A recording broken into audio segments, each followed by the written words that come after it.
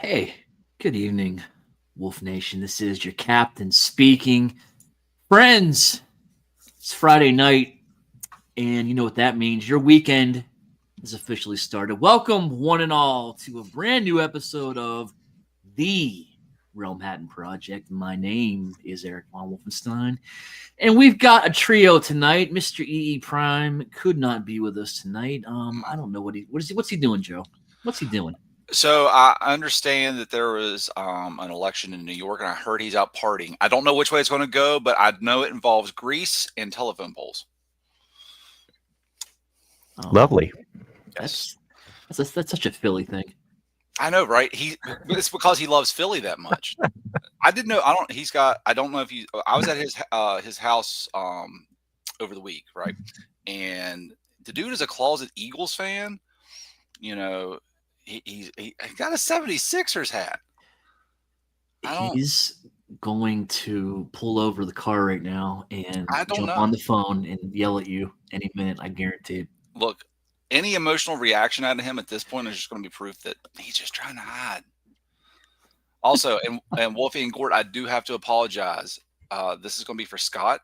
He asked for dancing girls, and we do not have any. So the closest I can do we don't have the budget for that yet. We need a few more checks from Tyler, and we should be able to get you that.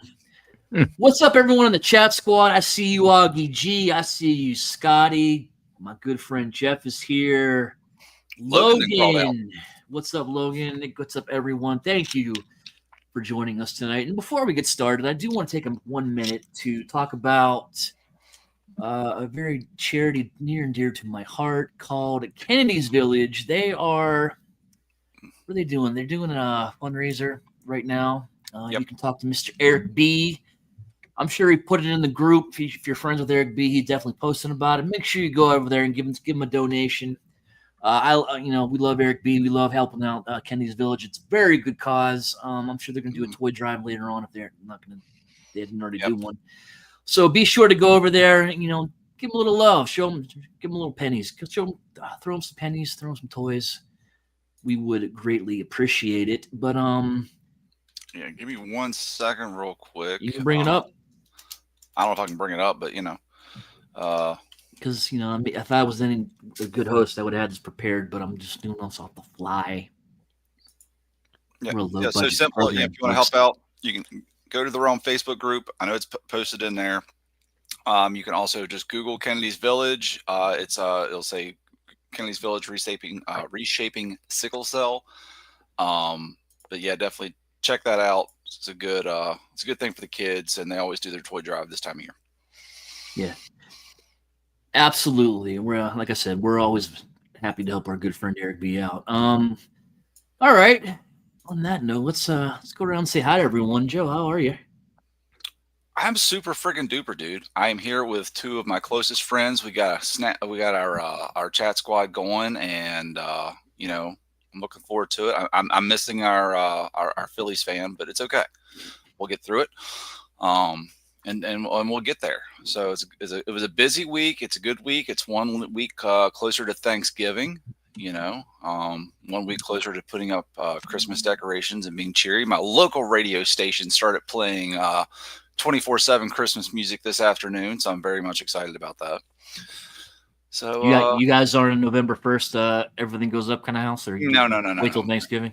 Yeah, we'll wait till Thanksgiving week, and to put everything else up, and we'll probably when we get back from Fairy Jan's, we'll probably put up the tree and that, because I don't want that being left unattended for a couple days with the cats. Do you do real trees or fake trees?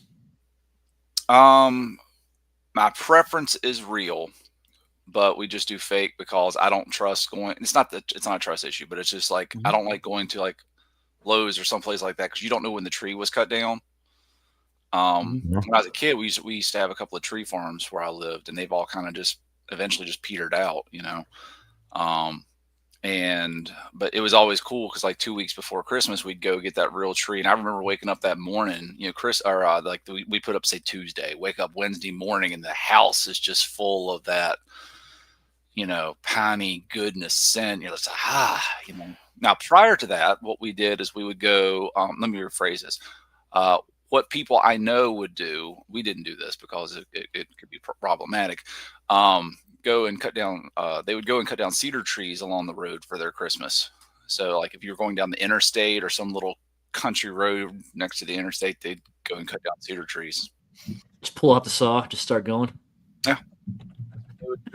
I would go over to their house, Oh, that is such a redneck thing to do. But, it's so nice. Okay, all right, Derek. Why is that such a bad word?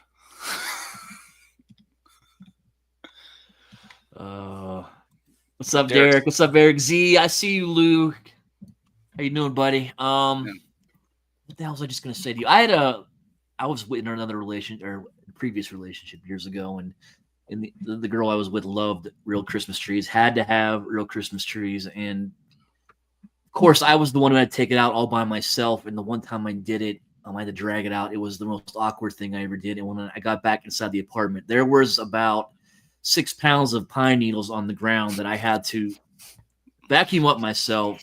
So, I'm not a real tree fan. I don't know. We got hardwood floors here, so it's easier. But I got a story for that. One year we got my dad a shop vac, like a proper, like a 15-gallon shop vac, and we'd gotten this tree. It was like, oh, we'll keep it up one more day. Well, it eventually dried out, right? And so I'm the one taking the tree out, and it's one of the trees with like the little inch-long needles, crap ton of those. This tree was so we watered it, but the tree, I guess, had closed up with its sap at the trunk, had closed up. It was so dry when I got that thing out the door with it, being compressed. And then the only part with needles still on it was the very tip top branch that was straight up that still had 6 inches of needles. Everything else was bare. There was not a single needle still on this tree. So we got to break out my dad's shop vac and clean it all up. That sounds truly awful. It was kind of fun. But Gort, how was your week? What's up, Gort? It was a long week. Yeah. Yeah. I couple. It's just been long weeks. So I've moved to day shift from 8 years of night shift, and I liked the night shift. I do not want to be on days, but here we are, and I've just been getting thrown around all over the place with projects, and it's pretty awful. It's coming next week will be the end of that. We go into a freeze on all that stuff, so that's good. Work is fun with my coworkers and all, but it's just a madhouse. You're just getting yanked around left and right. Tis the season, right? Yeah. No, just looking forward for next week to be done, and then the rest of the year we're good. How was Arizona? Trash. Even Winslow? Why was it trash? Whole place is you were in Phoenix? Were you in Phoenix? Yeah, like right in the area. What's wrong with Phoenix? I'm just not a fan of Arizona. How was their university? Did you go there? Did you check out their campus online? No. I was mostly on site, and we'll leave it at that. Didn't go around too much. Well, they have it online, the online campus. But I was gonna say like when I've been around to other places, I usually venture around more. Just hotel, work, sleep, done. That was about it. I've been to places like that. Yeah, trust me. Not Arizona, but yeah, it's like go outside. You knew what you were getting into it. You knew what you were doing when you got into this line of work. And I mean, there's even a phrase about it, right? I mean, I think we've all heard "pimping ain't easy," right? So you kind of knew. You kind of knew. It's not always fun, but it is fun. So anyway, work shit aside, no, I've been having a good time. Been doing a lot of board games and stuff at home. Mostly Hero Quest with my wife, and I picked up this game, Trudvang Legends. That one's pretty cool. Is that also with your wife? No. So I'm playing this one solo. So you're banging by yourself. Jesus Christ. Hang on. Someone sigh for me. I pulled up a picture of this one. So this is the Trudvang game. It's based on like Norse, like Scandinavian myth type stuff. As far as like the art and everything goes, the board for that board is big. Like that thing's like 2.5 feet, by 2, like, or 3 by 3, something like that. It's huge. Nice. But then you have like the sideboard there where you can see all the card slots and stuff, and like what you're seeing on there is plastic sleeves all over the map and everything else, and you slide cards into things. And on the left there's a board with 12 slots on it, like the one that's got like a bluish tint to it, and you pull those away and like you're revealing like mysteries and shit or whatever that like push you around the map. But basically it's choose your own adventure type of game, and you're constantly making your own decisions, or decisions are made for you based on random chance, like a die roll equivalent. There is no dice in the game, but I'm not going to explain the whole system, but it's kind of fun because there's all these different outcomes. And I had watched a playthrough of somebody on YouTube a while ago, so when I went and did the first quest, it was nothing like that first one that I had watched. Like, it was completely different, and I actually really like that. I just don't know what to expect of this game, so I'm just sitting there. I'm just doing it by myself. It can be done 1 to 4 players, but it seems to be better as a solo play game anyway. That looks like one of those games where you need to explain the rules to me like at least 6 to 8 times. And while you're playing, no, it's pretty simple. Like, board games, man, I can't. I'll pull it up again. On the right side there, you see like the 3x3 blocks there. See, I'm already lost. Yep. Like the card slots is what it is. Uh-huh. Next to the map, to the right of the map. Yeah. Okay. So those along the right column, that's the rules, more or less. Like, that is what your actions are. So there's only, at the start of the game, there's only 3 things to do. And as you unlock things, you might add extra actions and things that you can take. And then the cards and stuff that are on the map, those are cities and things you visit, but those can get updated or changed as events and things happen. So it'll replace things permanently or temporarily. And it's kind of like you're upgrading things. So you might think you made a good decision, and maybe you're missing something fantastic. Like, I got a new city location, and if I made a different decision, I might have gotten like a shitty weapon or something. But yeah, it's fun. And you play this by yourself? Yeah. It's the most complicated game of solitaire. It looks like it. There's a lot of pieces, but it's not that complicated. But I'm also assuming, based on the colors, up to 4 people. Yeah, up to 4 people. Yeah. There's I think it's 7 or 8 different classes of character, but there's lots of different character things you can play. There's like a whole death system, and there's a lot of homebrew rules for this. I don't want to stay on this one too long, but that's just what I've been up to. Just something to do when I come home from work. I set it up. It takes a little bit to set up, just because it is a lot of pieces. but it's still new for me. Like once I get like a little box to put all the tokens and stuff into, it'll be faster. Because right now it's all in baggies and it's kind of a pain in the ass. Because I need to be able to sort it better. But come home from work, do this, go to bed. Jeff is very interested in this. He would like to know the optimal amount of players for this game. It kind of seems like by yourself or 2 people might be best.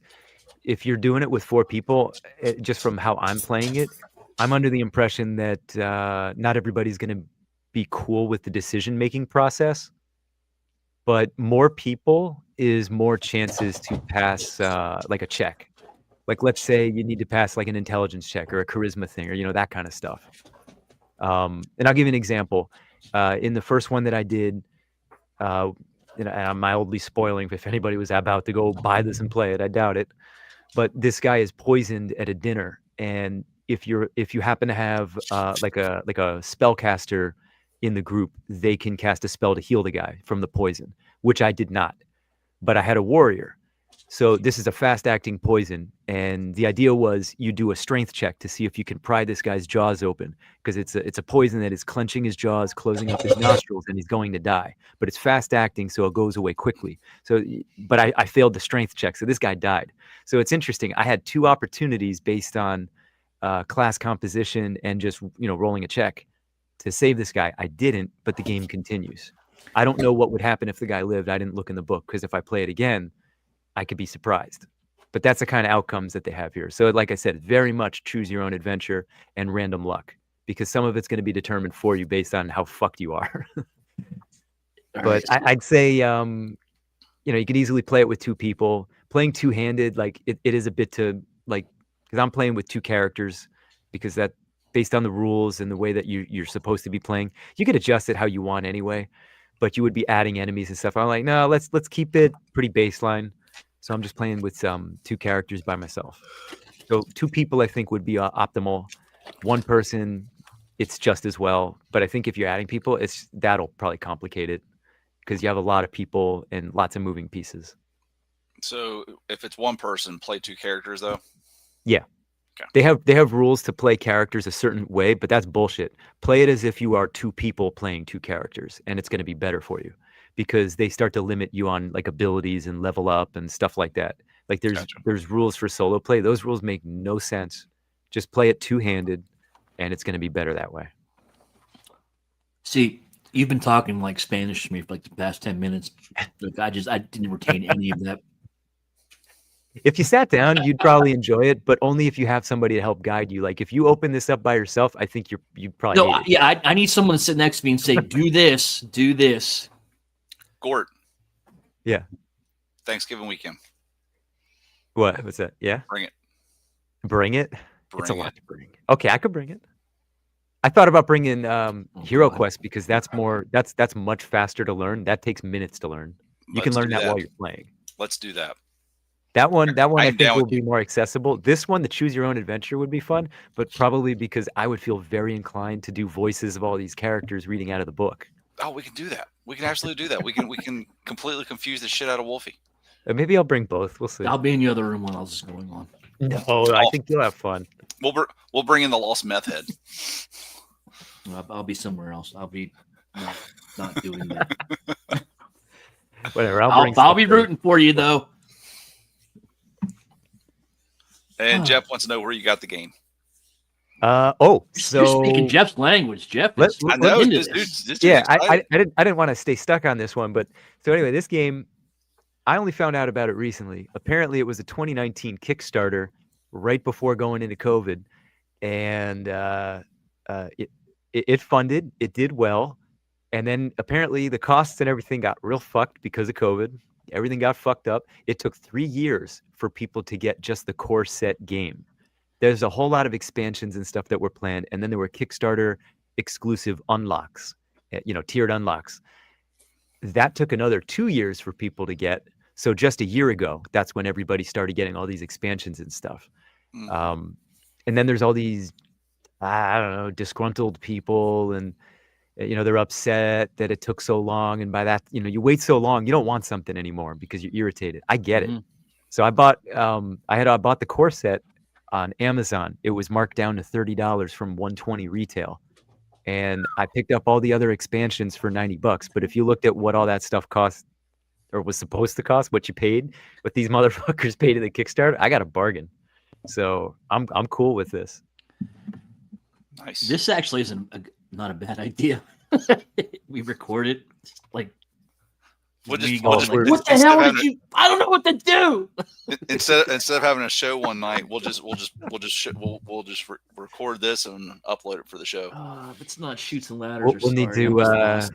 Yeah, maybe we can employ Eli or somebody to be cameraman. Can we just play Hungry Hungry Hippo? Hungry Hippo.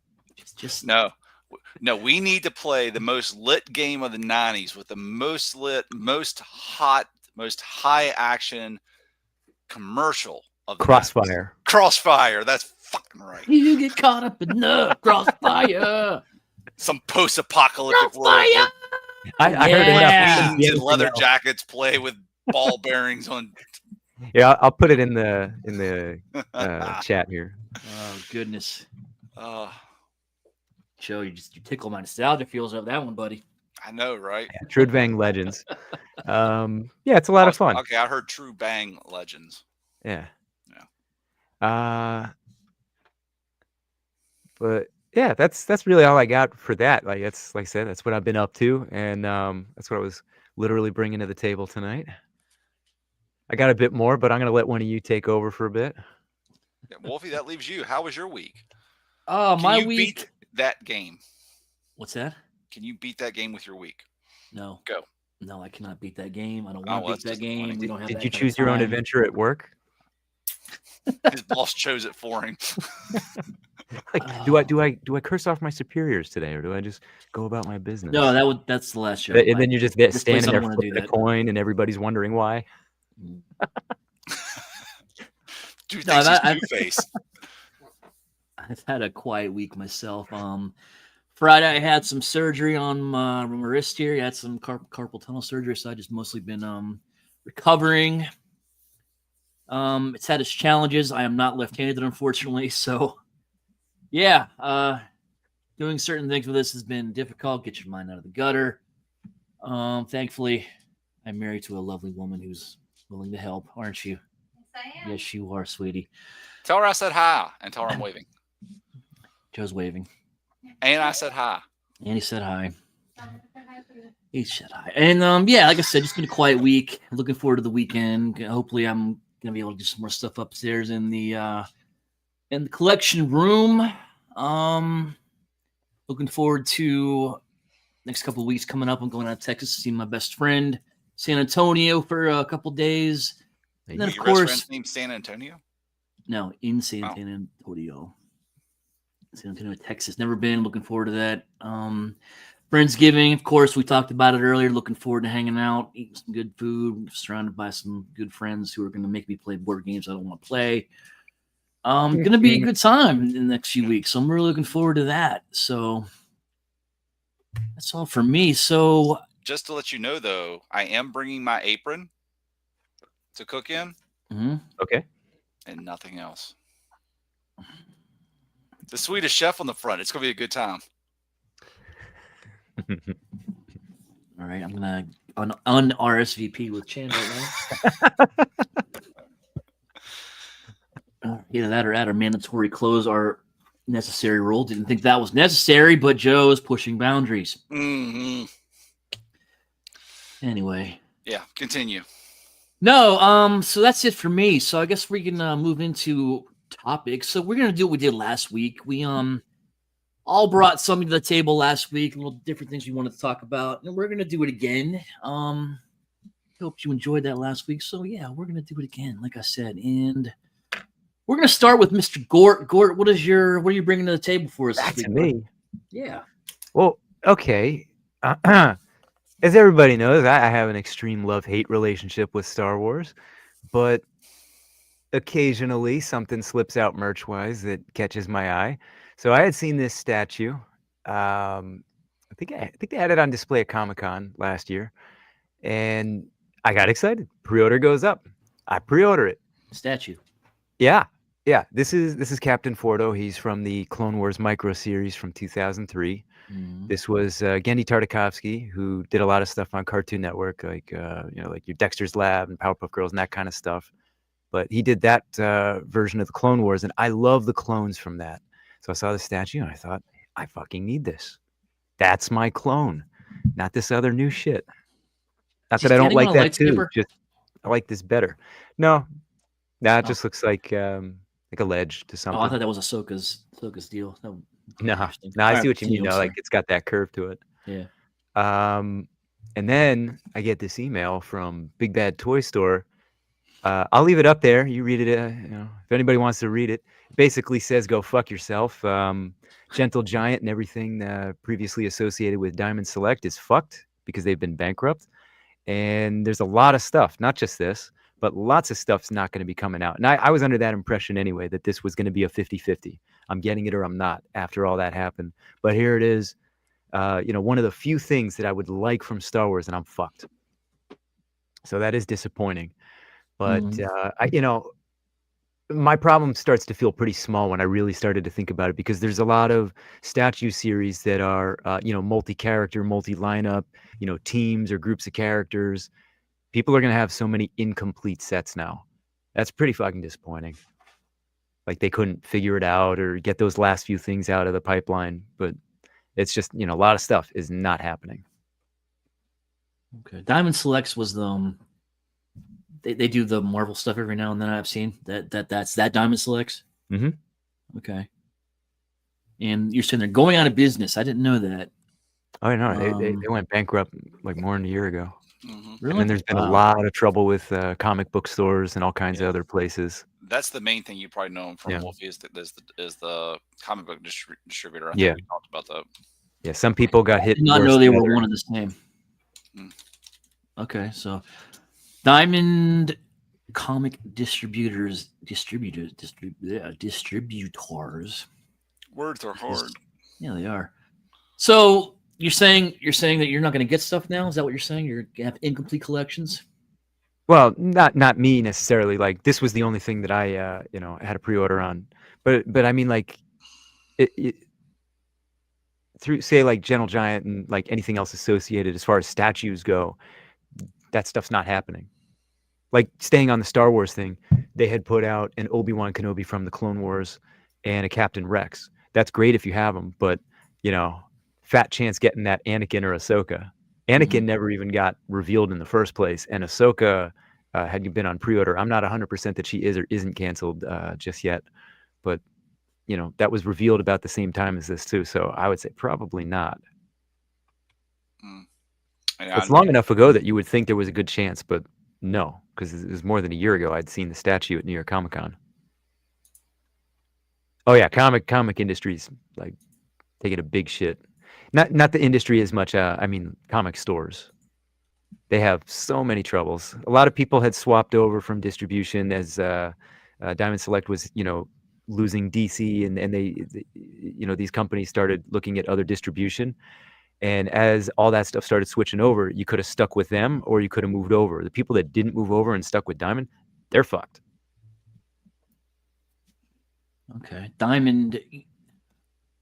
So, God, I always heard of Diamond, but I never knew actually distributors. So they distribute like comics. Obviously, that's what they were doing. I'm just trying to get my head around this.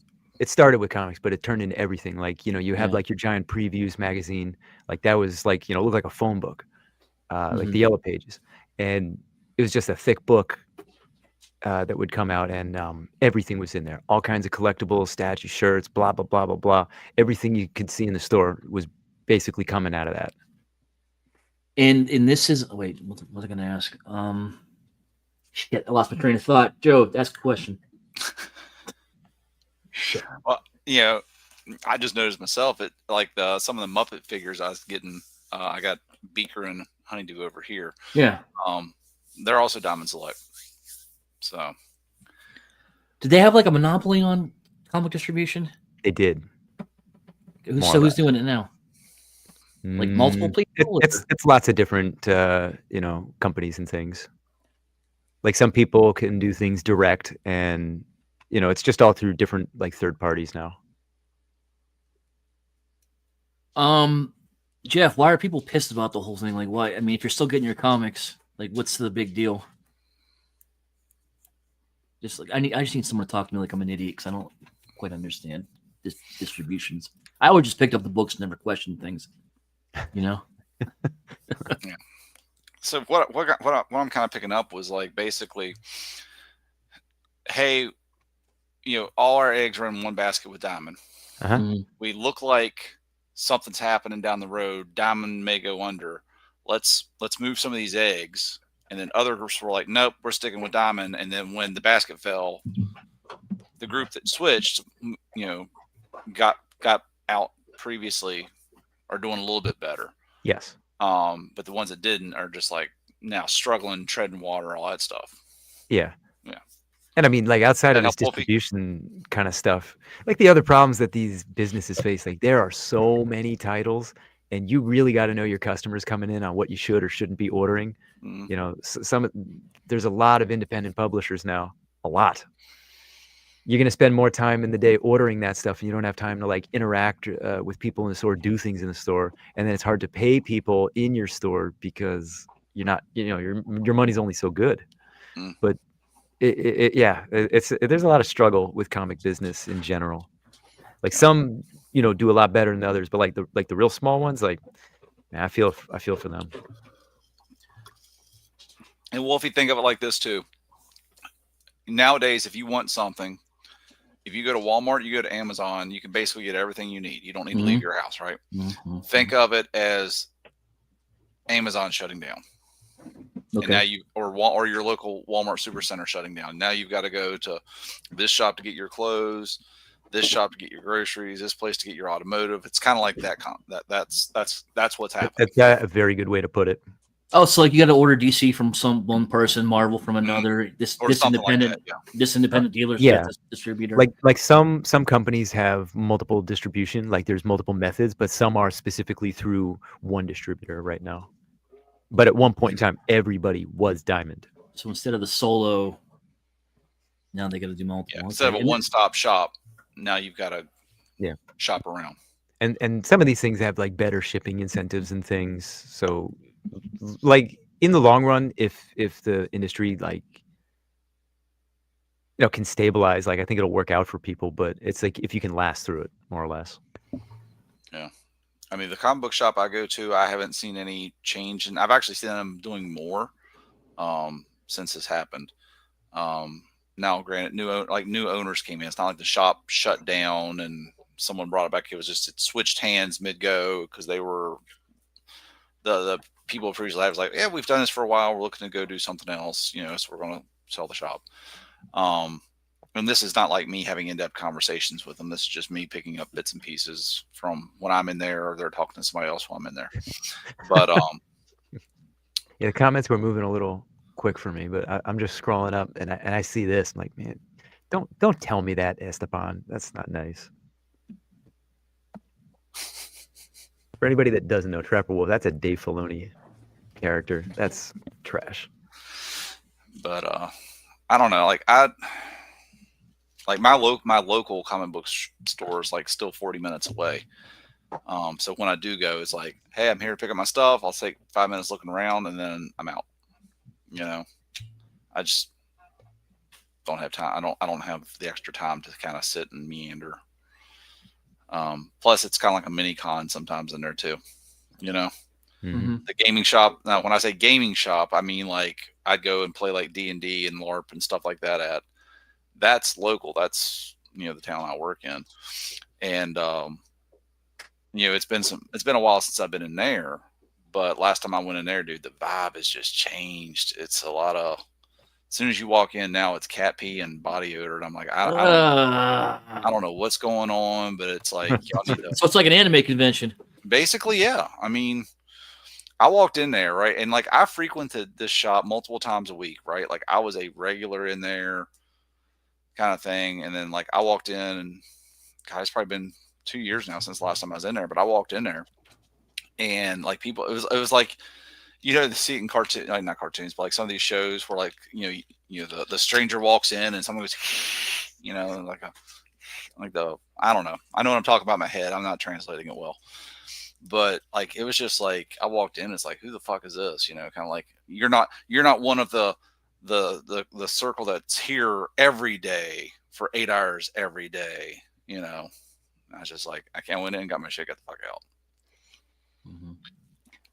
I missed that. I missed the good old day vibe. I gotta ask, what's just on the subject of like comic book stores and comic books in general? Like, what's the industry like right now? Is it strong? Is it weak? Is it people? Do people still care? Like, what's going on? It's kind of like a yes and no. Like I'm not regularly going in and buying this stuff anymore like that at the store, so I can't tell you like how the full store culture is. A lot of it I get secondhand, but like in the way you're asking, I'm not 100%. But I could tell you in a lot of cases, like manga sales, for example, like all the Japanese shit is crushing American comic books. Yeah, I keep hearing that people don't love do well, but it's title to title. Oh, hey, could someone highlight I'm sorry, Jeff's comment? It says just no crap. Hold on, it scrolled up on me. I got it. Comic shop or the massage parlor? Yeah, that one. So ironically enough, oh god, it's comic book shop, gun shop, massage parlor. That's how. It's all that. No. It's not one shop that does it all. It's this shop is comic book shop. This shop is the gun shop. This shop is the massage parlor. Oh, I thought it was like that song, Joe's Barbecue Foot Massage. Joe. Yeah, like one of those. Yeah, I saw that. That's why I was laughing. It's just. What do you think it is about manga that's more appealing to people than comic books? What do you think it is? I better storytelling. More, when I say more real storytelling, I mean, look, all that's just very fantastical. So that's not what I mean. I just mean more. It's coming from a more genuine place on a creative level, right? Like everybody wants your money, but there is the difference of we sat in some committee to make a comic book, and this is what you should be buying versus somebody's pouring their heart into something and telling a story, and that's what you're getting with the manga. So you think there's more passion in the manga industry right now? Absolutely. Yeah? That's not to say you don't get that in some comic books, but not any of the big brand shit, not DC, not Marvel. Yeah. I was gonna say, I feel like you would get that more in the indie books than anything, right? Definitely. Like you have to, because DC can just do whatever the hell they want. I think part of it too, there's so much of it. I'm not saying there's not a whole lot. I'm not saying that there's not enough comic book lore, but there is so much manga. And I think as a society, we are very much, I want something and I want it now. Right. So you can go out like, is it One Piece? That's like over 1,000 issues. Oh God. Yeah. Yeah. I mean, think about that. Like if you wanted to get into that, you're good. And it's a very, you're going to be busy for a while. Yeah. Yeah. It's a very, a lot of catching up to do. Of I want this, I want it now. I mean, that's where a lot of kids, because when I see manga, I see it mainly kids and neckbeards. But the kids have been brought up, and young adults are getting conditioned to this of, I want something, I want it now. It's that immediate gratification thing. Yeah. And you can do that with manga, manga. Yeah. And I'm going to highlight this because what Esteban says, you will get a complete story. That's true. In an amount of volumes, or even just in the show form, right? And what's something like a Cowboy Bebop that came out 20 plus years ago? It's so fucking good that it has persisted this entire time as a big staple of the industry. Everybody knows it. Mm-hmm. They didn't make more. They didn't need to. Somebody told their story. It's done. The closest you get is Netflix tried a live action thing. They botched it because they didn't remotely try to, stick to anything with the source material. And I think it's fine to change it a little, but there is a little, and then there's too much. or when you change something in a way that you lose the identity of what it is. And that's what our stuff is, from a Western audience perspective, I think, regularly. And especially comic books. Look how often they're constantly rebooting everything all the time, especially yeah. I feel like there's a new #1 every week, all the time. Mm-hmm. All the time. Like let's New 52. Let's Rebirth. Let's Crisis on, all the fucked Earths. Mm-hmm. But Marvel hasn't quite done that yet. Like a hard reboot. And they really need. I think they need that more than anybody else. The closest you get is when you start, like when they did the Ultimate books, the first time. Yeah. Like all those titles, because that's its own world. It's its own thing, and I think sometimes that is the right idea, but sometimes just it's okay if you just stop telling stories with these characters and do something new. And that's what anime is. You're always getting something new. That's a lot of it similar, yeah, but thematically, not in actuality. And I think another thing that helps is like you only have. I mean, Joe, you talk about One Piece. You only have to read One Piece. Like you don't have to worry about like the characters, having a crossover with Cowboy Bebop or Naruto, and all this continuity that you have to worry about. You just read the story, and that's like I only want to read the one book. I don't have to go over to this book, this book, this book. I have to pick up this meaningless miniseries just so I'm completely aware of what's going on. But yeah, I think that helps. Like I said, one book. That's all I got. That's a really good idea. I want to say I've heard nothing but great stuff about the Absolute line. One of my coworkers has been reading all this, and he was showing me a lot of panels out of the Batman one in specific, and I was like, it's fucking very different. It is not like anything of normal DC. I think it's turned on its head, spun around, and thrown across the room, and came back over. Yeah, I've been reading and it just looks great. Yeah, I've been reading those books on the DC Comics app, and definitely a different approach. Like it's Superman, but it's not the Superman that It's fresh, it's new, it's like a new beginning, and you don't have to worry about all the bogged down 80 years worth now, or is that what it is? Worth of continuity. Like it's just insane. But more importantly, when they're telling these stories, I don't find that there's any disrespect to what these characters in the source is. It's drastically different, but they're finding the right spin for it, I find. Mm-hmm. Like I don't know. There's nothing in there that I'm like, I don't like this. I'm like, no, that's cool. That's smart, Yeah. Like it's weird. You got to get used to that, but it's on point. Yeah, absolutely. And Wolf, to your point, Green Lantern is probably my favorite DC character. And like I really wanted to be able to sit down and just be thoroughly engrossed in the Blackest Night trilogy. Yeah. And it was like, oh, if you really want to, then you've got to read these comics, and then you got to read this issue number 1, or I'm picking numbers, obviously, 143 and 144. And then you need to read this other one, and these 2 from that one will then lead into these, 6 from this one. And it's, and maybe they've made books now where all that stuff's encompassed in it. I don't know, but I'm just.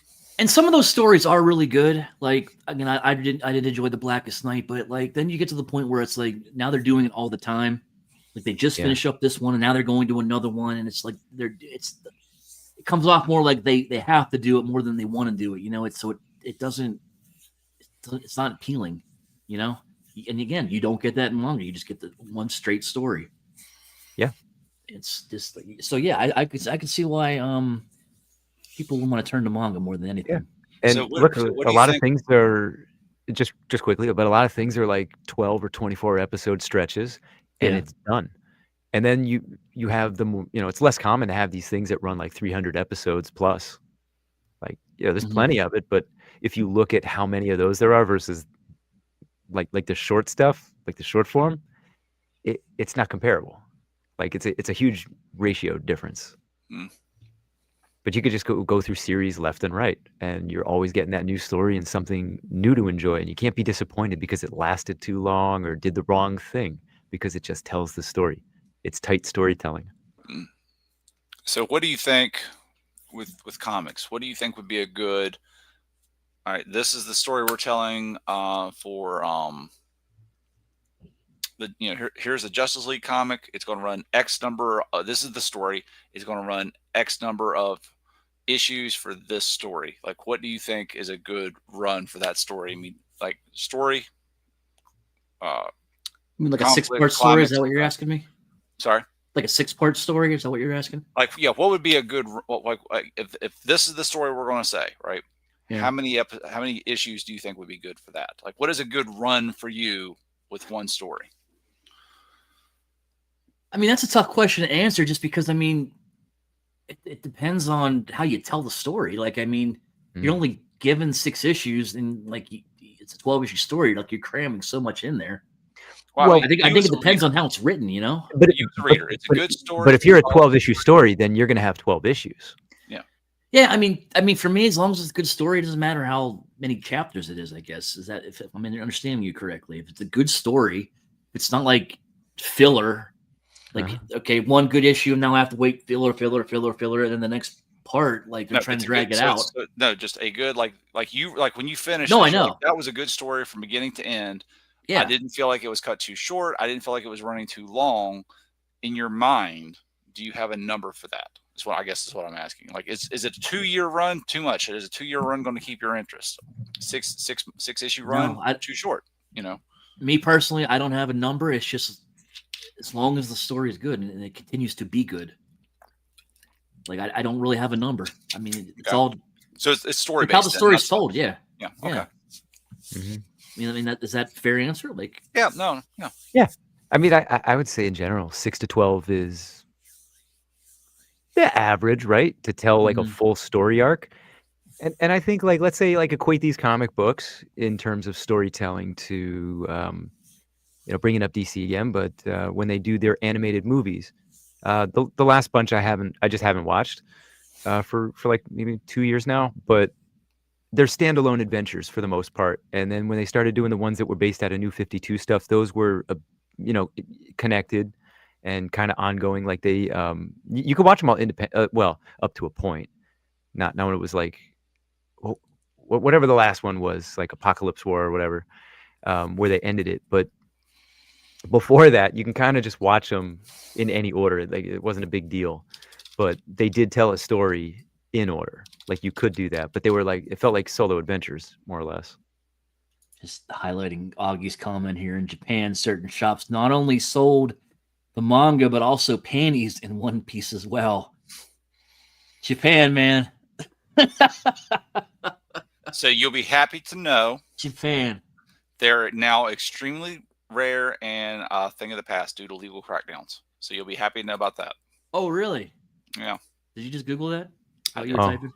I did. That is not me knowledge. That is not me going, yeah, cancel my Japan trip. That's why you canceled. Joe's the reason. He's like, yeah, it was me.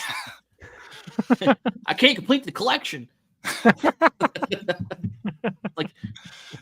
Like panties are like Joe's diamond. You can't complete the collection. I know, right? It's like they shut them down on me. It was the last set I was getting. It was the Scratch and Sniff collection of 2025. Oh God! Did they have vending machines too that did that? Yeah. Like, oh, Japan. That's what I'm saying. God bless. There were used panty vending machines in Japan. That was a thing. How did you imagine that? He highlighted the comment. I made a statement about it, and he goes, "Wait, weren't that a thing?" After he'd been laughing, yes, Wolfie. No, I meant I was talking about the vending machines. I didn't know he was talking about selling it with a comic book. I was talking about vending machines. Oh, I was talking about the vending machines. So that's on me then. A friend told Augie about it. I believe you, Augie. Yeah. And look, Scott's upset too. He was also trying to collect the Scratch and Sniff collection in 2025. Gross. He'd be shaking his head right now. I know, he would be shaking his head. He'd be sighing, and I'd be in the green room. He would be. Yeah. Anything else to add to this, fellas? I don't think so. I mean, I think don't get wrong. If the people that were running that deserved what they got, then fuck them. They deserve what they got. But it sucks that the ripple effects did what they did. Hopefully, this is something that it'll kind of create a callus for the industry. They'll come back a little bit stronger. Probably in the long run, as far as like that comic distribution stuff goes, but on the collectible end of things, I think, I don't know, Never say never. Some of this stuff could show up somewhere from somebody one day, as they sell things off, but probably not. Yeah. Well, the way I think of that too is hold my remember breath. those what was it? Those like subscription Build-A-Kits. Remember them? Yeah. Like they went out of business and someone picked that up, and I'm like, I wouldn't have, but okay. Oh, right. That was the people that you can build the Enterprise. They send you like parts every Enterprise, Ecto-1, stuff. You imagine like you're like halfway through it, all of a sudden like, see you, we're done. Oh, I'd be more upset if I got to I need one more set. Or two more sets. Right. Like, it's the home stretch. Oh, I'd be mad. God, I better have a 3D printer. It's like piece that actually says Enterprise on the thing. Like they don't. Yes, it's the main piece. It's the one you need. Front. Oh, that would piss me off. It's the hood and the roof of the Ecto-1. Yeah. I couldn't commit to that. I'd be too scared of that happening. Mm-mm. Like I saw someone did a DeLorean Back to the Future, and I loved it, but I'm just like, no, I can't risk that. I'm like 12 weeks in and they cancel on me. Fuck it. No, I'm not doing it. Too risky. All right. Moving right along. Joseph, what are you bringing to the table tonight? So I will let you all pick. So Wolfie, you're the captain of the ship. Pick number 1 or number 2. I hope I don't regret this. Give me number 2. All right. So number 2 was the collection one. Okay. So when it comes to our collections, we think we know what we want, and then we change things. I wish I'd done this and wish I'd done that. So after we talk about our collections a little bit, like I'm not, again, we're not bringing our pictures of our collections to the show yet or anything like that. That is something that's maybe coming down the line. But I should give this to you all in the chat squad. What is your collection space? What have you learned from collecting? Right? Do you realize, crap, I've gotten too much? Maybe I should have pulled back sooner. I wish I'd done this versus that. Maybe it's the opposite. Maybe I went small thinking I don't even have this much space, but now I've got this extra space. I wish I could have got these things. But now I can't because they're 2, 3, 4 times the price, or just they're sold out or unavailable. What would you change? What would you fix? And what advice would you give to people who are either getting ready to set up collections, or maybe rearranging collections, or like, okay, this isn't working, I gotta swap out? Or you had DTOP failure like Kincaid did, and it's got to redo that stuff. Oh, speaking of his, if you're not following the Reflector Files on Facebook, you need to do that. He got these new shelves, and they look amazing with the EMPs in there. Give that dude a follow. Reflector Files, great content. Mike's a great dude. Love hanging out with him. But what would I do differently? Me personally, I wouldn't collect any vintage, anything vintage, like no G1 Transformers. Reason being just because while it is fun, they are older pieces. Delicate. I mean, you can't really mess with them too much. Also, really expensive for what they are. And like, if you really want like a pristine piece, like you have to get something in box. If you buy something for $100 and open the box, I can't do that. I love doing that. That's my favorite. Yeah, that's your favorite. I love doing that. Yeah, I don't care what it is. I'll open it. It's mine now. I don't want somebody's old booger covered toy. I want my toy. Yeah, that's one thing I definitely wouldn't do. Is I definitely wouldn't go vintage. What about you, Gort? What would you do differently?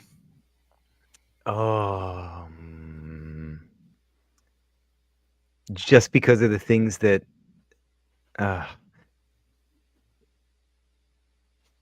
okay, I had sold things off a while ago, and I did it all for the right reasons, like sold collections, and I've rebought some of that stuff, the Dino Riders in particular. Mm-hmm. That one was a mistake because the price went up in like a bad way, and like the 2 things that I don't have right now, they cost so much money. It's like, that's probably never happening. I'll have to get lucky. Well, I know the ones, Brontosaurus. That thing's at this point, it's just past $2,000. Like, it's not happening. What's the other one? I'm not spending that. Oh, it's just a little figure 2-pack, but people still want like $300 for something like that, and that's just not right. The problem is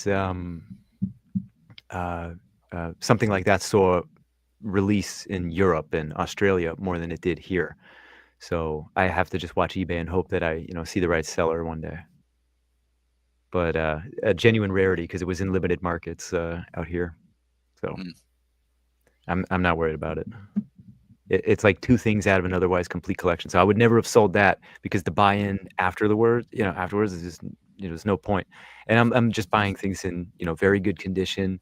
In some cases, I am buying things on card and I open them. Like, that was not a joke. I'll spend the money and I open it because it's mine. I don't want your greasy, dirty toy. It's disgusting. I had also sold every brick of Lego, right down to the little pirate coins. I didn't keep anything.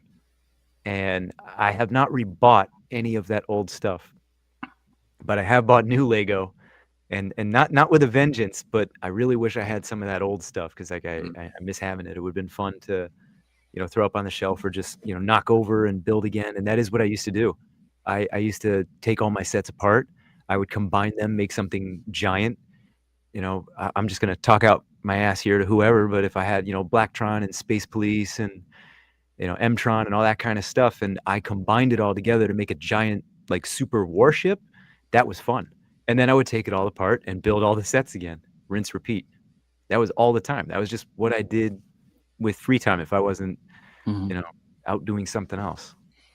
But yeah, I would love to have, just all those old bricks, all the figures. Some of that stuff's pretty expensive now, just like the Downer Riders. Like, it's not something I would try to go after. So I would have been more thoughtful of the stuff that I would get rid of.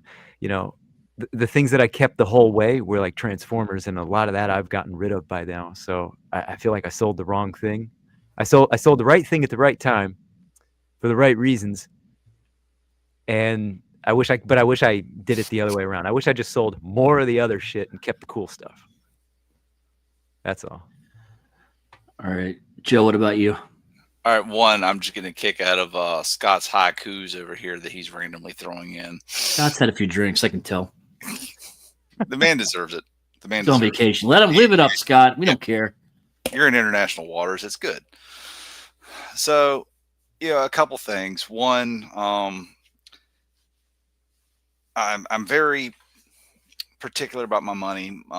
Money is one of the big reasons my parents separated. So I'm for the longest time, I was very particular about like spending money and stuff like that. But one of the things I knew early on when I started working that I'd want was I wanted all the Transformers that I couldn't have as a kid, kind of thing. Right. So, boom, I go to eBay.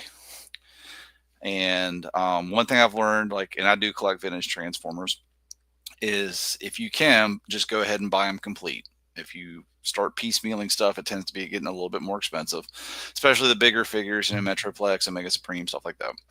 Yeah, I would argue that piecing it out like that ends up being more expensive in the long run. Yeah. Even if on eBay, if nothing else, shipping alone, you're paying. Yeah, I'm only paying $5 for a part, but now it's $6 shipping on top of it. But anyway, so just real quick, I'm pulling this one up that Eric posted. Okay. That's one of the most real things. I think that applies to probably everybody. Yeah, all three of us and everybody watching. Yeah, that's actually a really good one, Eric Z. Yeah, I agree with that. Same here. Yeah, I've been trying to do that moving forward, and it's difficult because I'm sort of beyond that point with like excess, and that's NJCCs. Like let's clear the clutter, It's got to be that way. My regret is your happiness. No, and I'm sorry for the interruption there. Dude, you ain't interrupting. It's a discussion. We're hop in. No, that was relevant. Yeah. But now when I was collecting, in this collecting space, like back then, I'm still living with my parents, and I've only got I'm living in my bedroom. You know what I mean? So because I'm like late teens. Well, I'm still in high school, so collecting. So that stuff would go on display for a little bit. I'd play with it, and then it'd go in a box. Well, Courtney and I got together, moved into an apartment, had a little bit more space of my own. I had one bookcase with Transformers on it when I was living in the apartment. Everything else was kind of like just apartment stuff. And that's this bookcase right here. And what I do is I had the books pushed to the back and the Transformers on the front. But now that we're living here, for the longest time, you know, I was just collecting Transformers because it said Transformers, whether it's I had a connection, whatever. So there's from oh good Lord, help me here. Car Robots in Disguise, right? That's 2001. One that followed Beast Wars there until probably 2012. No, just before Combiner Wars. I think that was 2014. Basically, if it said Transformers, I was buying it, with the exception of a lot of the movie stuff. Like I would maybe get the core class. And when I say core, I mean like the main characters, not like core class. Core characters. Yeah. Figures. But, you know, and I've got 7 totes of Transformers that I need to get rid of. And, you know, I went through, try to price some on eBay, stuff like that. And the first thing I was like, I need space, right? Like I need to actually do something. I got space now. I need to do something. And I was very like, you know, okay, well, this is going to be expensive. Like my nearest IKEA, because at the time I was looking going detail route. Nearest IKEA is like an hour and a half, 2 hours away. I don't have a space to transport them, and then trying to get them delivered. Like, what if they show up broke, and then it's gonna be a hassle, that kind of stuff. So, lo and behold, ye old Target bookshelves behind me. But so my space downstairs, it's about the room's probably about a 20 by 25 foot room with the laundry room off of it. So I've got 3 of the walls with bookshelves with my Transformers. And the way my space is down there, it's like MP, G1, and then the best modern version of insert random Transformer, right? Like the retro, like the Sea Spray came out. This was my Sea Spray. The new one came out, picked it up like 2 weeks ago. So now this guy's coming off the shelf. The new guy's going on. So that's kind of how that mainline stuff swaps out. In addition to, right, the other stuff down there. Like I bought the, and I'm drawing a blank on the name, but I bought a spaceship off of Brink at NJCC for Courtney. The Expanse ship, the main ship that they were in, whatever that was called. Still down there in a box, right? I still up on the shelf, but it's in a box. Same thing. I got the 4 Horsemen's Headless Horseman, still down there in a box. And I was able to get all those shelves. I was like, all right, I got to do something with this. So bought the shelves, did all the things, got them up. This is how I want it. Here's the center, expanded out, planned it all out in my head. And I get it all up, and my wife's like, I wish we had gotten flooring down before we did this. And when they built my house, the jackasses didn't bother leveling the flooring down there. So it's concrete, but it's, wavy. But, like if I want to put flooring down, I've either got to pour in a crap ton of luck, because it's not like one spot that's unlevel. It's the whole floor area. It's unlevel. So I've got to fix that. So I was just like, I'm tired of having my stuff in totes. So I threw it up, and I was like, well, I'll do this with lighting. I'll do this later. I wanted out of totes. I want it up.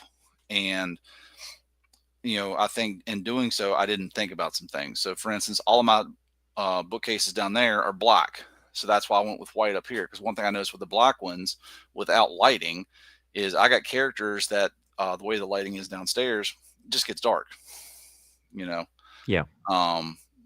So like Soundwave, the way not Soundwave, Shockwave sits on my shelf in the corner, my G1 Shockwave, you can't even tell it's there if you're sitting on the couch downstairs, because it's in a corner that doesn't get the light.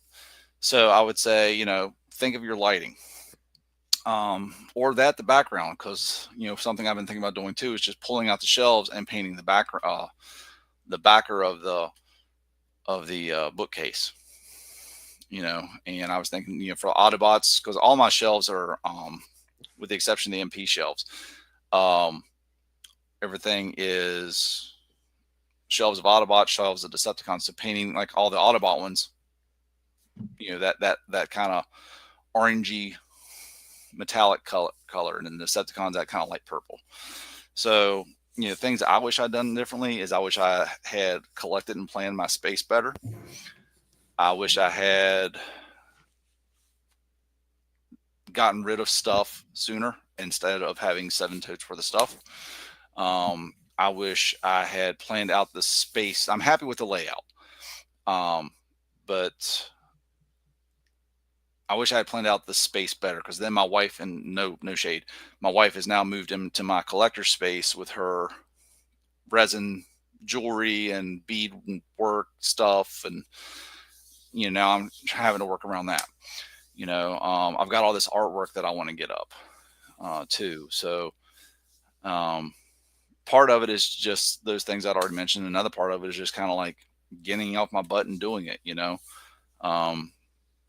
but I mean, honest with you, like a lot of times I have to do it just the weekends. By the time weekends roll around, I'm just like, I really don't want to hang these 30 pictures. Yep. I don't want to mess with X, Y, and Z. I don't want to spend 2 hours on eBay trying to price, because I haven't, maybe there's a way to do it and I haven't figured it out, but every time I change my search, like if I search for, Armada, this sold US, okay, here's some prices. And then I search Armada this, and it's a different character. I've got to redo all those filters, because it automatically resets. So I got to go back to sold. I got to go back to US only. But those things. But that's something I learned was that's why I went with the white here, right? So that's why I've got the white ones up here, is because no characters are getting lost in there. The closest thing that might get lost is if I had the Ecto 1, but at least it's got that detailing and the striping to pop it out from that white. So I would say go with something that for me, what I would say is go with something that reflects light, something that brings the light into it and just doesn't just take it all in. Because like I said, I've got stuff down there that, just gets lost in the dark, essentially, even with the lights on. When you're doing the eBay thing, you're doing that on your phone? Desktop. Oh, okay. I was gonna say on the desktop, like when you're in a browser, it shouldn't be resetting the filters on you. It should keep them when you do your searches. Yeah, but again, the phone, you will have to do it each time. Yeah, but it's one of those things. Part of me just wants to be like, because I got a buddy who owns a toy shop here where I live. I work with him, and part of me just wants to go to him and just be like, here, what do you get me? Just to get rid of the 7 totes of stuff. But then it's also like I'd rather it go to someone I know. Like I'm more apt to get Transformers specifically though. You have to just bring that to TFCon and sacrifice one of your nights of hanging out, and like you remember what I did. You have to, and that's not my first time doing that either. But you have to do that, and you'll make your money. Yeah. But you will get like a version of top dollar. Like people will come in and like they want a deal, but you're not going to have to take like nickels for it. You'll still get like pretty good money. Yeah.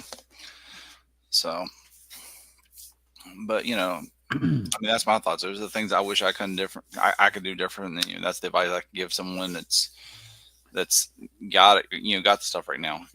So I know some of this in the chat's already got stuff, but look at what you got. I mean, pen and paper, put down a sketch of how you want, like, this is going to be my room, or this is going to be my space, or my wall, or whatever you have, and then try to plan it out, sketch it out in your head and say, okay, and then look at it from different angles. Would this work here? Would it not work? Oh, like had I known that, those characters are going to get lost because they're darker colors on a black background, I might have moved things around. I mean, I can move the figures around. That's a simple fix. But also now behind those are outlets. So if I want to go back and put any kind of lighting in that's not like rechargeable or battery operated, I'm going to have to take all that stuff off the shelf to get back to the outlets, as opposed to maybe either cutting holes in the backing of those things where I could access them like that or whatever. Yeah. I actually, the lighting situation, like you're just saying, I have that same problem with my shelves, but mine are not, it's not just, I don't care. I don't mind taking the stuff off the shelves, but they're bolted to the walls, but they're bolted to each other. So it'll be a little annoying to level it again and just slot it a certain way. Or at least so I think, but we'll get there when we get there one day. I'm going to finish the other side first. I have a cabinet upstairs. I got to bring that down here, build it. And then I'll have 2 more on the way. But those ones I'll be doing the lighting as I'm putting it in, so it's a lot different. That's also the right answer. Do the lights when you put the shit up the first time, because doing it later is definitely a pain in the ass. It depends on what kind of shelves and things you have too. Yeah, right. I'm not 100% sure where some of the outlets are. Like I have drop ceiling tiles, so I'm gonna at some point I'm gonna lift them up and try to see what I can see, because that should give me a pretty good indicator of let's not take all of this down. Let's move this one forward. That's a lot easier. Yeah, and I would say just be mindful of what you're collecting, because it's nice to like, oh, I got this thing, and then you're like, well, I'm gonna put this thing in a tote or put it away because I don't have space for it, and it's, you know, it kind of takes the fun away from it. Yeah, I definitely wish that I had bought the shelves before I wish I had the shelves bought and set up before I bought most of the stuff, because it's in the way. It's in the way. Like I've got a lot of boxes upstairs that sat for months or still sitting because I didn't have the shelves up, because I just like, oh, I'm going to do it this time. But then, big BBTS has a pile of loot that comes in, like, oh shit, I got to pay for that. Guess what? Back to board games. Now that you got all those shelves, you can play Jenga with all the G.I. Joe boxes and see how that goes to open them up. There's no inbox collecting here, sir. Yeah, like I love the Joes, but I wish I had not started that line. Well, really? Hang on, Eric. If you have all your stuff that like had nowhere to be, it's all opened up and the boxes are already dealt with. None of it's still in the box. No, everything's in the box. Oh well, that's what I mean. Like as you're going to go through it to open it all up. To put He's inadvertently meant in box. I'm sorry. I thought you meant put the. Yeah, no, but you're right. No boxes in your details. Get the. Fuck there was out definitely some Jenga going on. You are correct. Like I had to put this here and just so I can walk in the room. A GI Jenga. Not wrong. Perfect. Well, now I know what our segment's going to be in 2 weeks, Eric. GI Jenga. Thanks, Jeff. That's good. One other thing I definitely would not do again is at least for the MPs is buy a placeholder. You know what I mean? Like, say they put out an MP, but there's the only version of that MP, and this was back in the day. We didn't know if the other one was going to be coming or not, and we were impatient, so we bought the Daka Toys Kronos, and we told ourselves, "Oh, this isn't too bad," but we were full of shit. It sucked. It sucked. But but I've done that. I didn't buy the Daka Toys Kronos, but I've bought things from X-Transbots that I wish I didn't buy. I wish I would just waited. Some bad cube offerings that were good at the time, but again, they were just there. So I would definitely not do placeholders ever again. Yeah, I mean, but I think that's a woulda, coulda, shoulda, hindsight thing, because I mean, let's be honest, like I am extremely happy third party is still around. And it's not really I expect them to go anywhere, but I did not expect them to be around and is still as prolific as they were. I do miss some of the companies that we used to have, but like that and the swap out game. Scott, I know what you're trying to do, but it's kind of like you're writing full sentences and pulling out random words instead. Scott's on fire right now. Deep poetry. Yeah. Have another drink, my friend. Another drink. I like the Joes, but yes, one line I wish I had not gone in on, just because it's like EE, it's so much space, and I've got so many Joes still in boxes. Now, when I take them out and mess with them, I'm like, this is fun. This is good quality stuff. That's the problem of the 6-inch collecting versus old 3 3/4. They but had it right the first time. I'd almost rather go back to 3 3/4, because I could get a vehicle that takes up a space, but then I can throw a crap ton of little figures on it. I thought this whole time, I want like a small line. Well, right now Star Wars has the micro Galaxy Squadron shit, which is like old Action Fleet. I would love that for G.I. Joe, where you just have like little inch figures that you can throw into, his tanks and vamps and shit. Mm-hmm. That'd be nice. Well, hey, they're coming up with their 3.75 line, so maybe we'll. Yeah, but like, just imagine, like, in that small scale, you could probably pick up like your 2.5 or 3 foot flag, and then you could throw on like, I don't know, I'm just making up a number, but like a half dozen Sky Strikers, just because you could. Like that would be cool. I want that.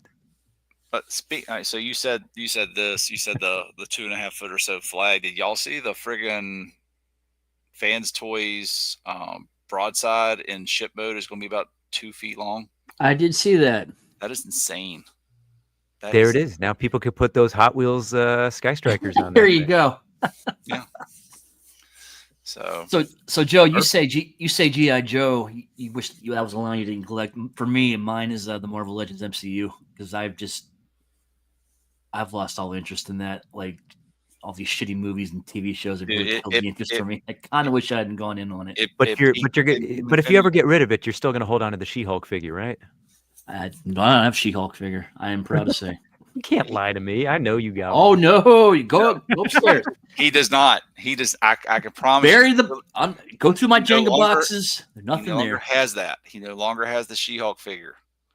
He glued it onto his fleshlight, and now it's one unit, and it's not enough. Easy. Oof. Easy. Toot on a tugboat. Oh. But anyway, yeah, that's me. I mean, that was my thoughts. Like I said, those are some of the issues I've ran into with the collecting space. And so like I said, my advice to you all is plan out the space, check the lighting, don't overextend yourself. And if you feel like you're getting overwhelmed, slow the hell down or back off. Yeah, definitely. Don't buy what you don't want to buy. Completionism is bad unless you really love everything. I mean, you go for it, but don't be afraid to say no to that She-Hulk figure if you really don't want it, Yeah. And that's what I'm doing with the what was it? Carnivac. I think the main line's coming out with the Carnivac figure. And the only thing they're really doing is they're retooling, reculling. Like, and when I say retool, I mean slightly retool and completely recolor their Weird Wolf into a Carnivac. And I'm like, no, I'm good. Like, it's no. Oh, okay. I forgot who Carnivac was. I agree. Completionism is a fool's game. Yeah, Animal Pretender. Now, I did like what they were doing with Pretenders, where it was the alt mode resembled the Pretenders alt mode, but the robot mode was the shell. That was cool. But anyway, that's a whole other issue. But that's me. Wolfie, what are you bringing to the table?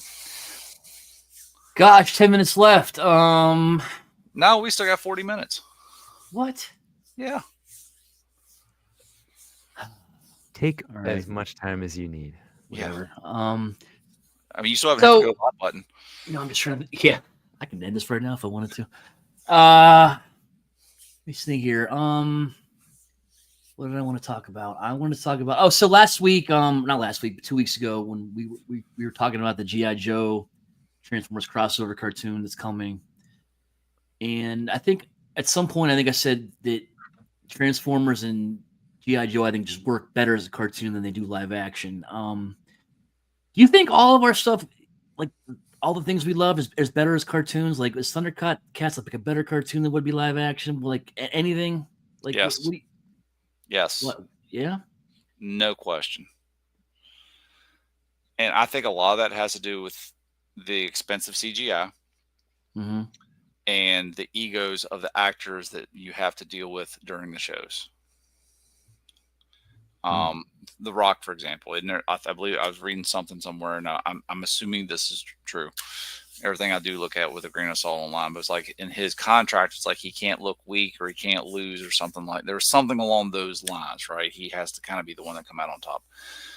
But like something like that. Let's just say that is true, or insert another random actor who has said ego issues. You don't have to deal with that. You got voice actors. And every voice actor I've met has been very chill, has been very appreciative of fans. Now granted there are conventions and but you can do a lot more in cartoons than you can in live action. Now, cool. Yeah. Would I love to see like a live action Thundercats, He-Man, stuff like that? Yes, all day long. True to the, as not left field, like, kind of stuff. But yeah, but I think it's absolutely significantly better in cartoon form. And what could that cartoon form doesn't have to be the stuff that we see from, like, the 80s cartoons. It could be updated styles, CGI and that kind of stuff. And I still think it'll work better. Well, some of the issue there is when you get too stylized, like the Spider-Verse movies, they take long specifically for that reason, because it's not standard animation. You're spending a lot of time to make it look like it was drawn in a fucking notebook. It's kind of funny. But when you're going with, like, look, I just miss, like, your plain old hand-drawn cell animation. Like, that's always going to be my favorite. And there's a lot of loss of detail in that stuff. The cleaner everything becomes, and everything is computer drawn, digitally drawn. It's not the same. Agreed. It really is not the same. I just want to bring up this comment real quick. From L Now Custom, superheroes in live action look like adults in goofy leotards. I would agree with that. I think the MCU did a decent job of, modernizing things. Like obviously the Falcon, if you read the Marvel books, like Falcon has this like big white tights and white wings, and he's got a more like streamlined like leather, like it looks better. Like you're right, he's right. Most costumes do not translate well into live action. Like Hawkeye's costume, like that purple thing with a big mask. And, yeah. He's got the whatever. They didn't even try to attempt any of that shit. Yeah, that's just gonna look so stupid. It's gonna look so stupid. Yeah, he just got to wear clothes. Yeah, he just got to wear a nice, shirt and his bow. That's. But you think about they made the joke in the first X-Men movie. You'll spandex, but it's pretty real. I mean, I don't necessarily prefer like black Matrix suits to that either. But yeah, this is why X-Men, leave it as X-Men 97 right now. Like if you're gonna be doing X-Men at all, like leave it like that. Don't do this live action. Doesn't work. They're not gonna be in the costume. It's gonna be stupid. It's gonna be like the last 5 pieces of shit that they made. Just leave it alone, Disney. Leave it in animation where it belongs. And adult animation is still, I mean, it's still relevant. It's not, and I mean, look at any of the Gundam series. I've never, like, other than the fact they're big robotic suits, I thought that was kind of cool, Gundam. But that's the only thing that's really drawn me towards Gundam. But I think it was Netflix. I watched a series, and I think it was this year. And I'm like, I really enjoyed it. A computer animated one? I think it was. See? And there's an interesting thing, because you're not watching the cartoons, but you got drawn into the one that looks as real as possible comparatively. And a lot of people did. It's an interesting thing, because sometimes people just, it's not cartoons you grew up with, so it doesn't work. It's easier to relate to something that looks more real. Yeah. Well, and I just meant like in the animation style in general, but yeah, I mean it's more, that adult. No, I get what you're saying. I'm just making commentary on how you got there. But I mean, just because it's cartoon doesn't mean it has to be for kids. And I don't know. I'm just so tired of. I guess the best way to put it is the Michael Bay style films. Like everything's, constantly big. It's constantly extravagant. It's constantly this, this basically orgy for the senses, I think is the term. But, where you're just constantly being bombarded with stuff. And, I feel like with the cartoons, you tone that down a little bit and you kind of center in on the action a little bit more than all the other nonsense that's flying around in the perimeter of things. You're getting a problem with a lot of live actions. They're not faithful to the source material. A lot of them, like again, Transformers, you didn't recognize any of those guys. No. I remember like Optimus and Bumblebee at best. And and that's it. I think Ironhide's a truck. Like if I didn't know already that, like if I didn't already know Megatron was Megatron, I'm not sure what I would think that is, because nothing about it says Megatron. He doesn't have a big giant cannon on his arm, doesn't, like you're missing a signature thing. I remember seeing Prime's face and I want to say it was like a bust style, like mid abdomen up, right? No arms, like renders, kind of stuff. And I'm like, no, like this is fan created, or I was like, this. Okay, it's red and blue. I get that, but that's it. It's got flames. Yeah, someone just welded some parts together. Yeah, and I was like, no, this can't be it. And then I remember realizing, oh, this is it. Don't get me wrong. Like I was super stoked for that movie. The first time I heard Blackout and I heard that tink, tink, tink, tink, tink, sound, I was just super excited. But it was one of those things of it quickly turned into, and I don't mean during the movie, but over the following couple months, like it quickly turned into of it's cool that I get to see this in live action, but it's not up here like it was on opening night. Agreed. Wolfie, I got a question for you. Go ahead. Like just cartoons and live action. Do you think you'd like Herculoids more if it was live action? I think he would have outfits if it was live action. No, I wouldn't give a shit. Okay. I find that hard to believe. I find that very, very hard to believe. Good. What? How about a live action Huckleberry Hound or Quick Draw McGraw? Exit stage left even. That's Wolfie exit stage left. No Snagglepuss for this guy. Oh God, the effeminate panther. Yeah, give me some more of that. Did they do a live action Yogi Bear? Probably. I hope not. Let's see. Yeah, look it up for me. I think they did in the last 10 years. You know what? Like, okay, so you say Droopy, and the two things that come to mind are he's got the bit in Roger Rabbit in the elevator. Yep. But also Jim Carrey in The Mask. Because like you have some of those scenes that are kind of right out of that sort of cartoon. Yeah. And also, Yogi Bear was a thing in 2010. I thought so. I bet it was terrible.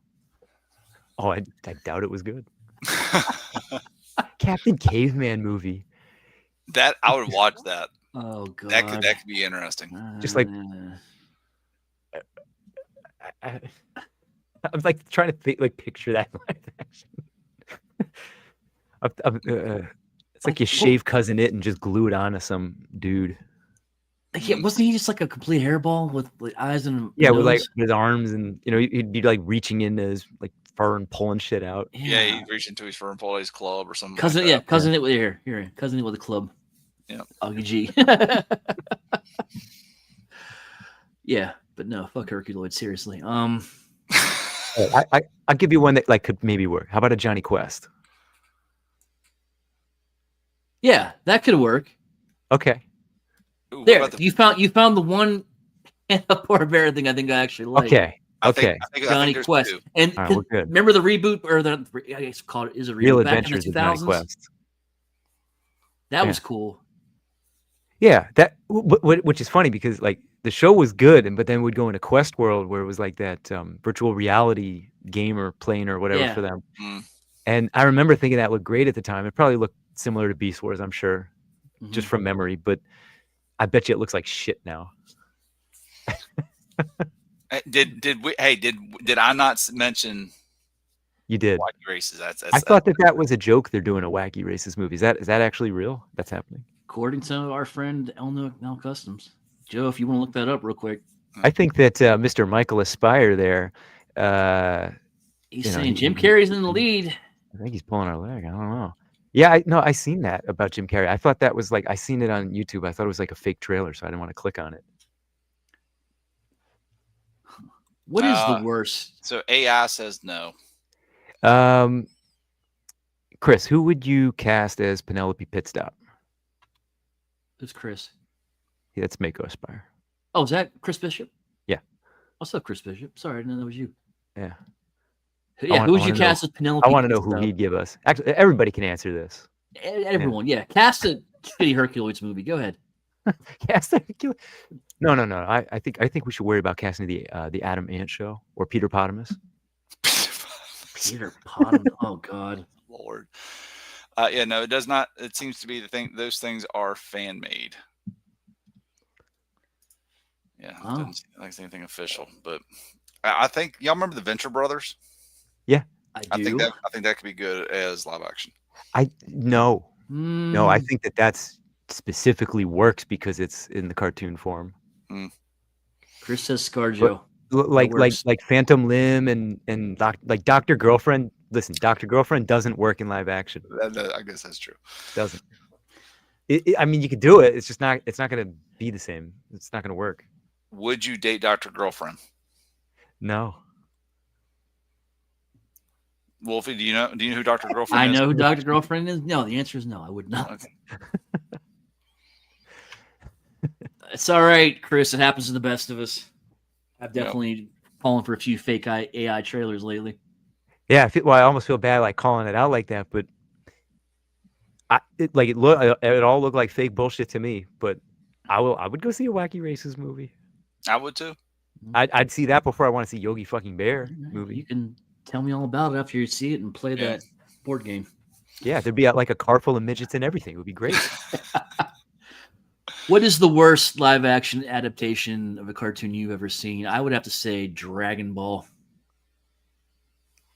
I don't think there is another answer that's correct though. Like Dragon Ball Evolution is atrocious. That's barely an adaptation. Yeah, in name only. Yeah. Who the fuck? That was awful. I mean, speaking of not, sticking to the source material. Yeah. Eric Z says Speed Racer. Who was in that? I don't remember who was in that. I don't remember that movie being bad as much as just not so great. I did not see that, so I can't. It was just mediocre. I didn't see Rocky and Bullwinkle. I don't remember a Rocky and Bullwinkle live action movie. All I remember is Jason Alexander. I feel like that was one of the ones where it was like animation meets live action. I think. Last Airbender, that Avatar movie. I did not watch that cartoon, Avatar, but I did sit through that movie. Like it was like a challenge at my friend's house. He fell asleep. I finished it.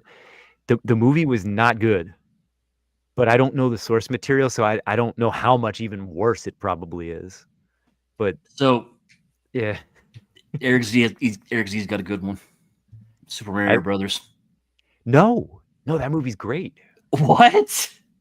It's a terrible adaptation, but the question was based on a cartoon. That's based on a video game. So I strike it from the record. Apples and oranges. It's a cartoon video game. I think you can go with it. So the protection that I give this movie, or like my defense for this movie, it is not. It's nothing like the game. It really isn't. There's like elements of it in the most simplest of forms, and like names and places, and there's a Bob-omb at one point. Mm-hmm. But the movie is bizarre and fantastical, and all the sets and everything, like it has like a very Blade Runner feel to it. That movie, like it judged as just by like on its own merits, I think that movie is fantastic. It's fucking weird, goofy shit. Like you only got stuff like that like mid to late 80s, early 90s, and then we stopped getting things that were fun like that. Like it just goes away. Like that's one of these fucking strange ass movies. That's like it's not Buckaroo Banzai level goofball, but it's like it's in that pocket. You know what I mean? Yeah. I miss stuff like that. I feel like it's so much rehashed nowadays. I just miss goofy, irreverent stuff we're making it. And the little Yoshi puppet did look pretty cool. You know what? When I just thought of the Gem one they did. I think it made like $11 in the box office. That was just all popcorn. Oh God, that's like when you're going over to some, like you got to bring a gift to somebody or something. That's what you give them if you never want to be invited back. It's a good white elephant gift. As a kid, I enjoyed the Gem cartoon, and like I was kind of interested, and I was like, nah, I'm done. Ladies and gentlemen, he's here. Masters of the fucking universe.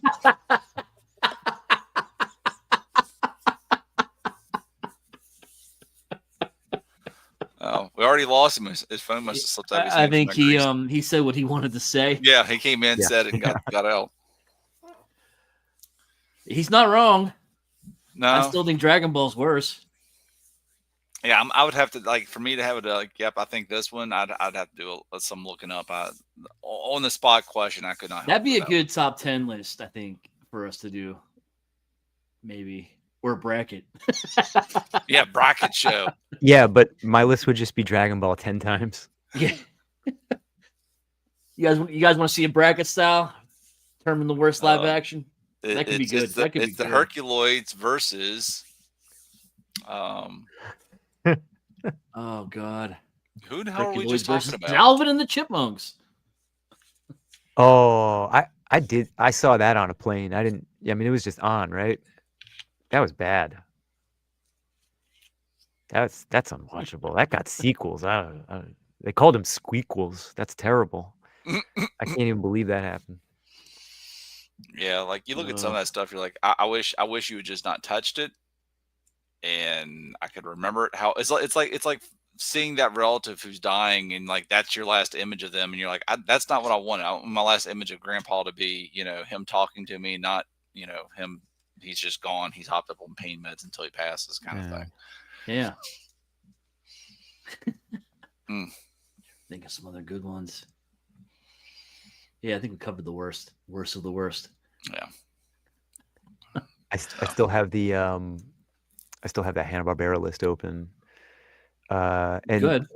Well, okay, I was gonna say because at one point Cartoon Network had taken a lot of these shows and just mushed them together. That's where you get Harvey Birdman and Space Ghost Coast to Coast, and C-Lab. That was fun. But I think about it like C-Lab 2020.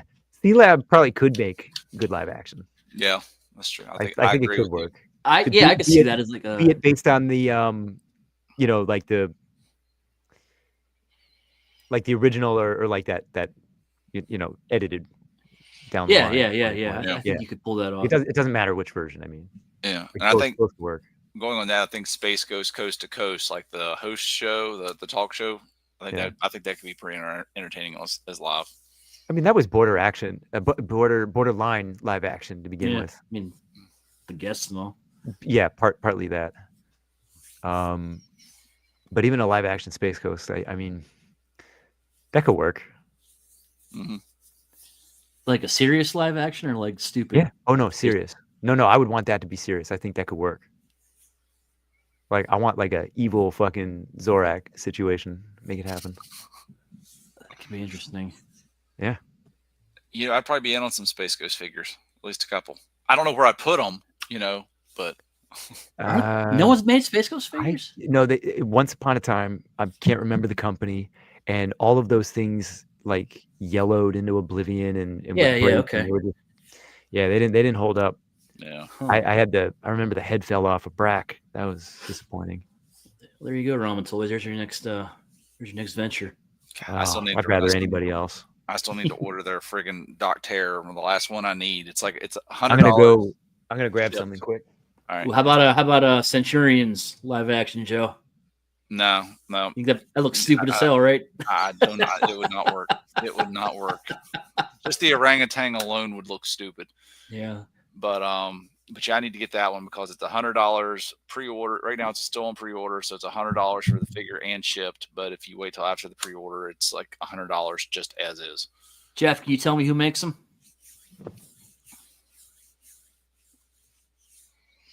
Ooh, now Darkwing Duck and DuckTales figures, I think they would be good done in the style that Jada Toys is doing with their we've seen some of that a couple times. I'm not sure if he's talking about action figures or expansive. Oh, yeah, either or on that. I'd rather action Darkwing Duck. Just real quick for Space Ghost stuff. This is one of my favorite things that I have is the Zorak statue.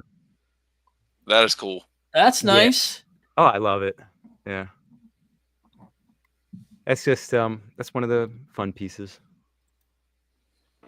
That's cool. Yeah, he says Darkwing Duck or DuckTales live action. I could see that. I think I would rather see. I would rather watch Darkwing Duck as live action. Although, given Disney's track record of making cartoons live action, has not been really good recently. No, it has so not. Maybe not. Maybe not. I feel like with DuckTales, you got to keep the theme. You can't veer too far away from the theme. All right, Jeff says Jazzwares and Toy-Com have decent Space Ghost figures. I don't remember these, so I don't know, Joe, if you can look that up for me. Yeah, working on it. Gizmo.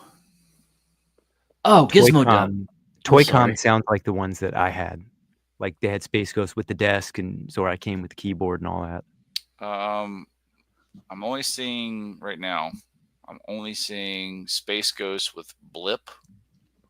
Nothing else. It's Blip just is the monkey. Blip is the monkey. Let's just the fake Wonder Twins. Yeah, definitely the ones I had were Toy-Com. Okay, well, they just so you know, this Jazzwares also makes Hong Kong Fooey and Huckleberry. #1 super guy. If you want you can order it on eBay right now. You can get Space Ghost and Hong Kong Fooey for $300. You can get the Huckleberry Hound Fucking A for $200, which I think would be the better buy.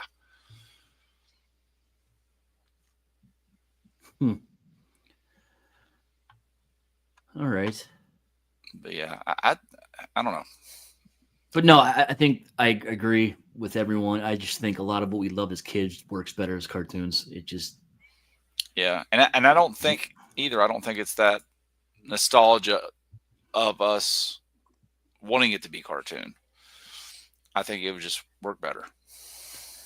You know, the money you would save from big name actors, which I know the big name actors are the ones drawing the crowd.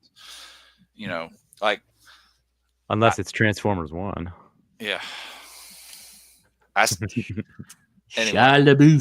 But I was like Chris Hemsworth, Optimus Prime, like, but he did pretty decent. But it's one of those things. I just wish they had promoted that movie better because it could have done so good.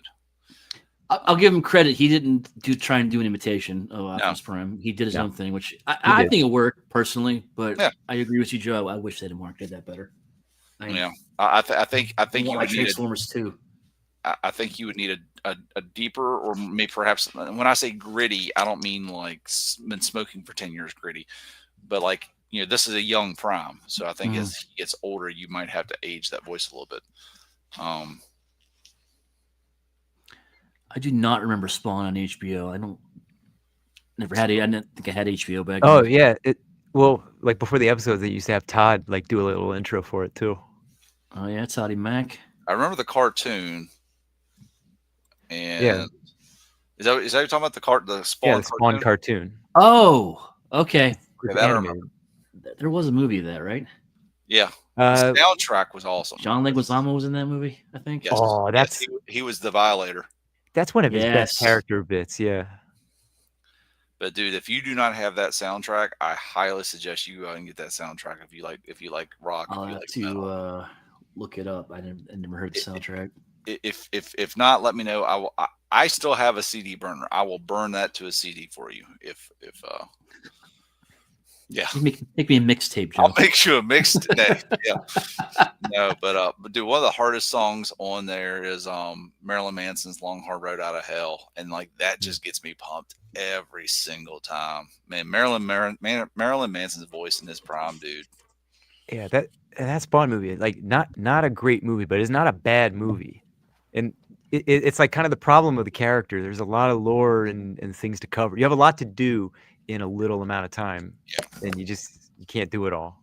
Yeah, you can only do so much. I think it came out as good as it could, really. Mm-hmm. Yeah, for the time, absolutely. And Augie, I've got the CD over here to my left still. Like 2 minutes, I could probably have it playing. No, we don't want copyright stricken, so. All right, I think that's good enough for tonight, guys. We're about an hour and 46. Yeah.